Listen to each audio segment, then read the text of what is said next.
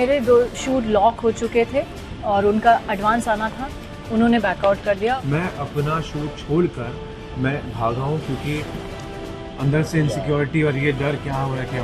हम तो सिर्फ यही चाहते कि हमारे पैसे मिल जाए। पुलिस अपनी जांच शुरू कर चुकी है। टोटल अमाउंट 1.68 था और अभी उन्होंने जो 10 लाख दिया उसके बाद 1.58 बाकी है।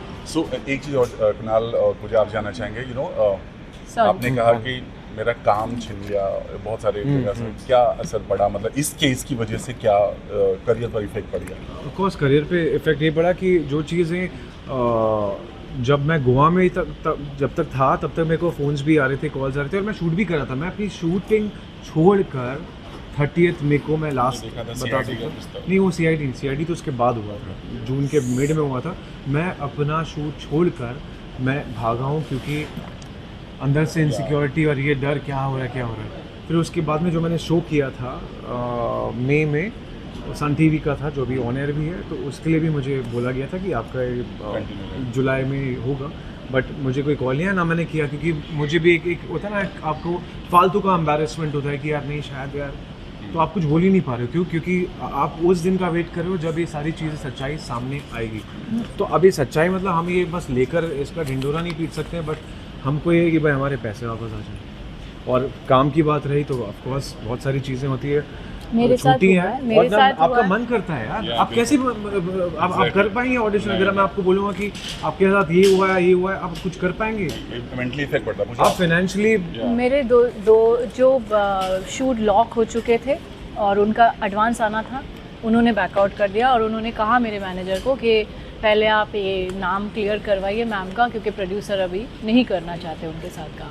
और एक जो बड़ा ब्रांड है जिनके साथ मैं ऑलरेडी शूट कर चुकी हूँ, उनके साथ भी मेरा अभी जो फर्दर प्रोजेक्ट्स होने वाला था उसकी मीटिंग हुई, बहुत अच्छा हुआ और फाइनली उन्होंने मुझे आके बोला कि पूजा हम लोग काम करेंगे बट प्लीज़ आप अपना पहले नाम क्लियर करो। तो अभी लोगों ने बैकआउट करना शुरू किया और जब ऑलरेडी हमारे पास एक फाइनेंशियल इतना बड़ा लॉस है, उसके ऊपर हमें ऑलरेडी EMI भरना पड़ रहा है, फिर से मेरे को अगर काम भी चले गए तो फिर मैं क्या करूँगी? तो मुझे ये बहुत ज़रूरी था आज। और मुझे सब लोगों ने बोला कि एक्चुअली हमारा नेचर नहीं है, हम घर वालों से नहीं बात किए, मैंने अपनी मम्मी तक को नहीं बताया था, इसने अपने माँ बाप को भी नहीं बताया था। हमारी ऐसी आदत ही नहीं है कि हम किसी से कोई ज़्यादा बात करें या कुछ बोले, बट ये अब ज़रूरी हो गया है कि सबको जानना, तो इसीलिए आज हम।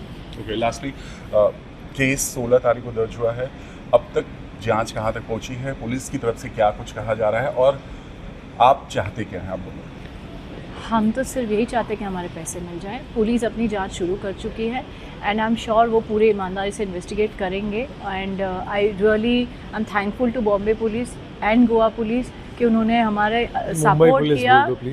मुंबई पुलिस और मैं यही मतलब चाहती हूँ और मैं जानती हूँ कि वो ज़रूर हमारे साथ इनजस्टिस नहीं होने देंगे। तो बस हमें यही प्रे करती हूँ कि जल्दी से जल्दी ये सब चीज़ें सॉल्व हो जाए और बस हम यही चाहते हैं कि हमारे पैसे मिलें। टोटल अमाउंट आपने कितना दिया था और अब तक आपको कितना मिल पाया? टोटल अमाउंट जो था 1.68 था और अभी उन्होंने जो 10 लाख दिया उसके बाद 1.58 बाकी है। ओके, चलिए उम्मीद यही करेंगे कि जल्द से जल्द न्याय मिले आप दोनों को और आपके पैसे वापस हो, बट आपके रिश्ते में कोई दरार ना है, क्योंकि आप जैसे हमेशा एक साथ खड़े रहते हैं वैसे ही खड़े रहे। यस बिल्कुल, हाँ दरार तो आई थिंक हम हस्बैंड वाइफ तो है, पर उससे ज़्यादा इम्पोर्टेंट है कि हम पेरेंट्स हैं, हम माँ बाप हैं। तो हस्बैंड वाइफ में झगड़ा हो सकता है बट माँ बाप को हमेशा साथ रहना ही पड़ता है। तो या but thank you for your wish. Thank you so much. Thank you so much.